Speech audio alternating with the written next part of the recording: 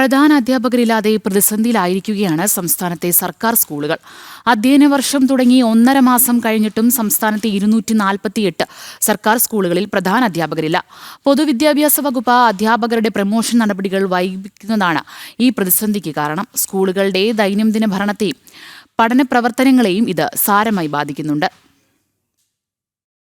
അധ്യയന വർഷം തുടങ്ങുന്നതിന് മുൻപേ തന്നെ പൂർത്തീകരിക്കേണ്ടതാണ് അധ്യാപകരുടെ പ്രമോഷൻ നടപടികൾ. എന്നാൽ ഇതുവരെയും പ്രമോഷൻ നടപടികളിലേക്ക് കടക്കാത്തതാണ് സ്കൂളുകൾക്ക് പ്രധാനാധ്യാപകനില്ലാത്ത സാഹചര്യം വരുത്തിവെച്ചത്.